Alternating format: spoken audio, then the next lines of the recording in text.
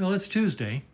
I'm getting a late start, been busy this morning doing other stuff other than motorcycles. It's almost 1 o'clock, so we'll call that about the starting time. And I'm still working on the 71 Norton that I worked on yesterday. Made some progress yesterday. We did a report. And oh, by the way, yesterday I said I couldn't find the oil tank.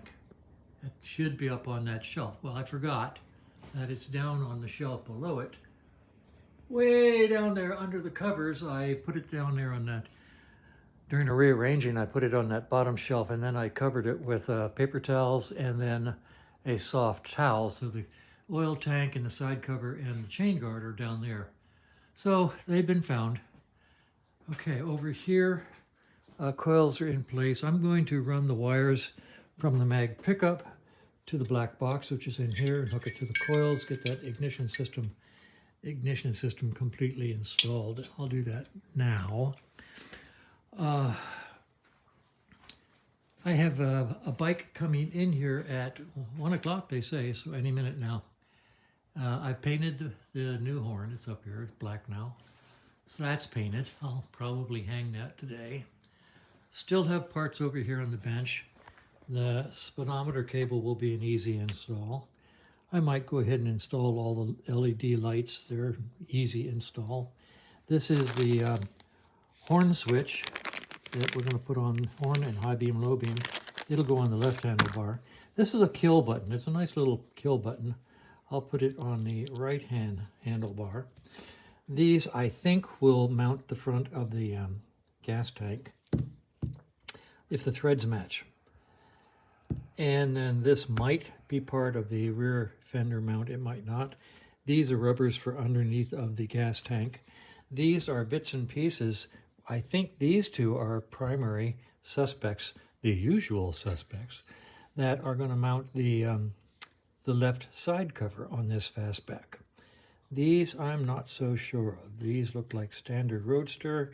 This goes to the tail, the fastback tail section for sure.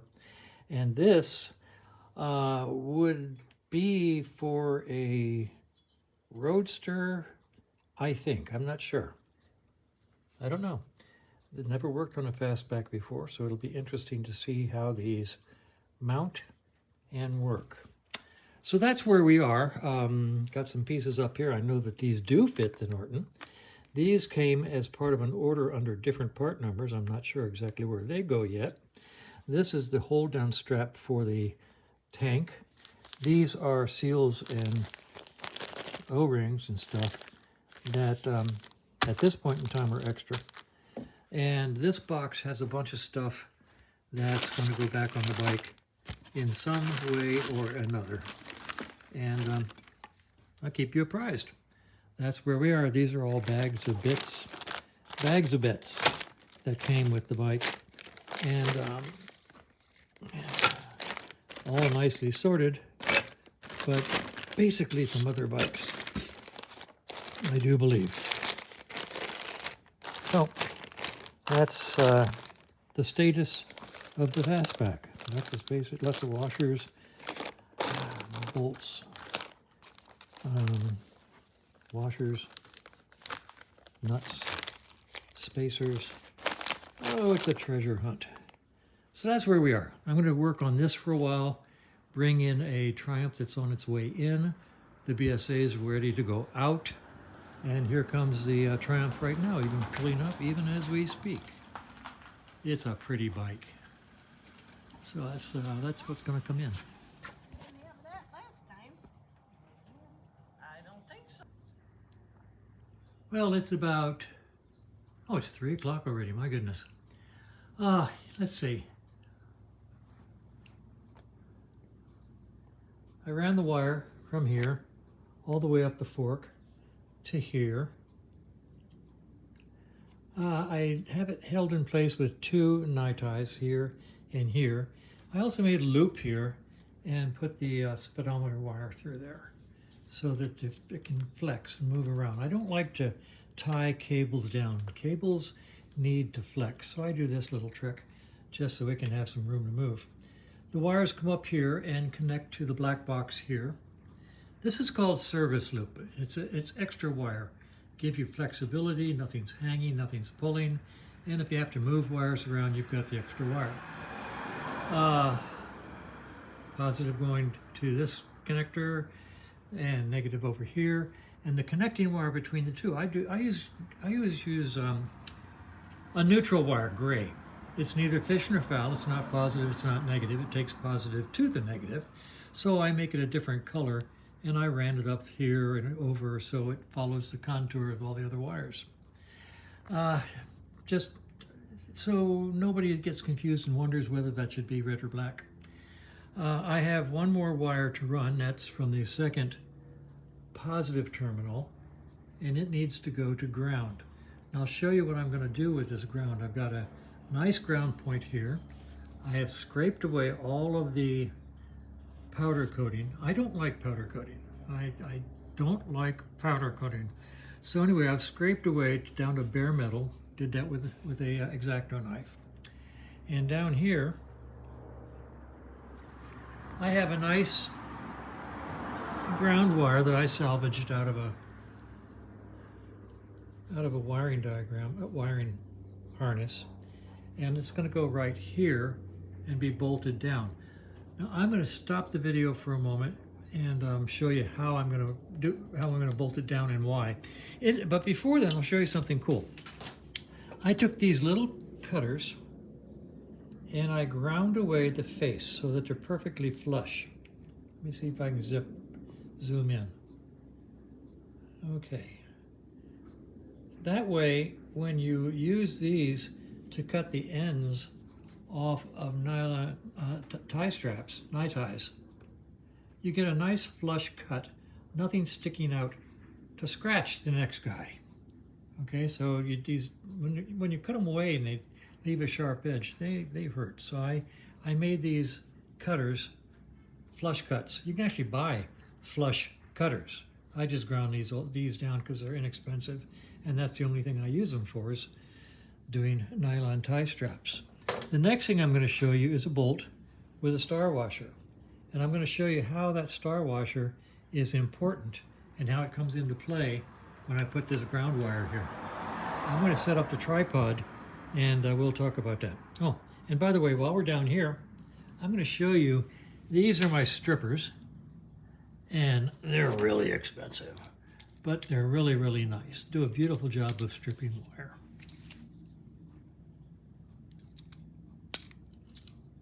And these are my crimpers. I don't like using crimpers. I like using Lucas connectors, but these are crimpers, and they do a really, really good job. So yeah, it's expensive, but when you do as much as I do, good tools make a difference. Okay, and about a 25-year-old heat gun that just will not die. Oh, and I'll show you something cool. This is cool. I just got tired of having to get an extension cord out. So I spliced in like three different cords. Here it is, and it goes all the way over there, and all the way over there, and all the way over there, and all the way over there. And I can reach just about anywhere in the shop with that long cord. It just makes life so much easier. So anyway, from there all the way over there, up to there, to my power strip. So I'm going to set this up and show you what I meant about that ground wire I'm putting up there. In the meantime, by the way, I did mount the kill switch over here, and I mounted the high-low horn button over there, and the wires are run into the headlight, and that's the next thing I'm going to do. I'm going to connect those wires up in the headlight. Maybe another hour before I call it a day.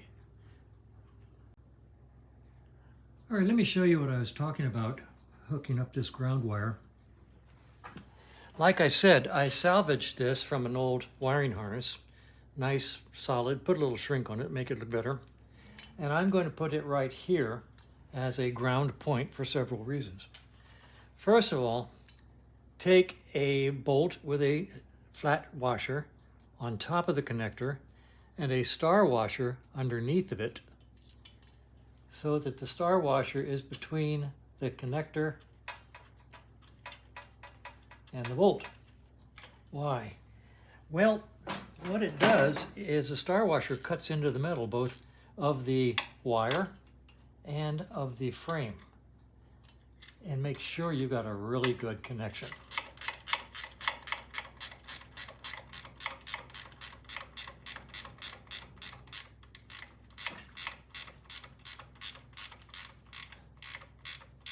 So I scraped away the paint.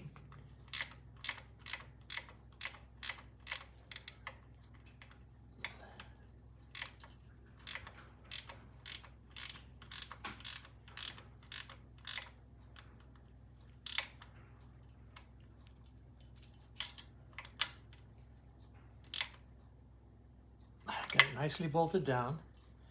I'm going to take this short wire here and run it down with the other wires and down here to the ground connector on the spark coil, like that. The long one, I'm going to double back, the longest one, I'm going to double back and make a cable that'll take it up inside the headlight to put a nice frame ground inside the headlight. And the one that's left over, I'm going to run around, take it across here, and probably put it onto a bolt here directly to the motor, so that the motor will definitely have a good solid ground going to it. Something like that. It'll be neater than what I'm showing you. But basically, it's just a nice grounding point, and it'll do all three jobs just beautifully. So that's where we are right now. And I may do a little bit more, show you a little bit more, and then call it a day.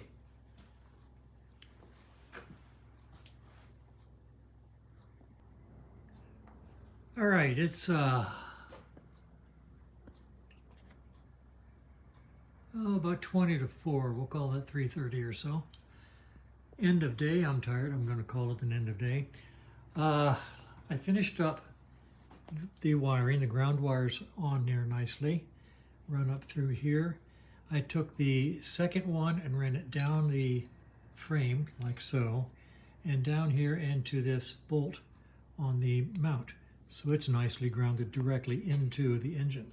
That puts a nice frame ground into the engine. I took the last one, the last wire, and I put it in shrink tubing and ran it up here and into the headlight. I'm not sure if I'll end up running it on this side of the head triple tree, or on the other side. We'll make that decision tomorrow when I hang the rest of the bike's wiring harness all the way on the bike. I'll do that tomorrow. This is the ignition wire to the boiler, and I will connect it tomorrow when I put the bike harness on, the wiring harness on. This is shrink tubing. Once again, one of the advantages of running a business is I keep this stuff. I buy it by the 100-foot rolls, and so I always have it when I want to cover a wire with black, so it doesn't hang out in the wind as bright red. So anyway, that's the way it is here at Lake Wobegotten, and got some goodies in today. These are parts. These are parts. I'll have to take them out, inventory them, find out what bike they're for. Most probably for the Triumph over there. And might even be some for this one. I'm not sure if there are parts outstanding or not. Over here, I've got the wiring harness for this Norton. I'm going to put that on tomorrow. And here's a collection of wiring bits over the years. You just take the good stuff and keep it. Every now and then you need yourself, well, I need some yellow or black. Right there's some yellow and black. Perfect. It's always handy to have. Anyway, that's where we are. The bike is coming together, and I'd like to get some body work on this thing so I can see what it looks like. Okay, call in a day. Pretty sunshine out there. Anyway, this bike just came in. I think I told you that at the beginning of this video. This bike just came in. Has an oil leak in the carb float is stuck. So I'll have to go in there and release the carb float because it's leaking gas. And he says there's a leak down here, and I see a drop right there. And it's only been here a couple hours. So we'll see what shows up tomorrow. I may come out here tonight in the dark and use the black light to see if I can find a source. And then I still haven't gotten to cleaning this poor old Norton engine. I told my buddy I would, and I haven't done it yet. Try to get that outside and clean it up. This guy's sitting here waiting on me, finding somebody who will work on the front wheel that's bent. Don't know. I mean, the wheel shop, which was the place to go in Phoenix, the wheel shop, has been there forever. And apparently they closed down recently. Now I got to find somebody who I can feel comfortable working with to get that front wheel straightened out. The trumpet is sitting here. Those parts that I received are probably for it. And this bike is sitting here ready to go. It's complete. And then my poor bikes are sitting here under covers, completely neglected. And if I don't get out and get them started, I'm going to start to feel really bad. And here's the boss saying, "It's time for dinner, Dad." So that's what we're going to do. End of day.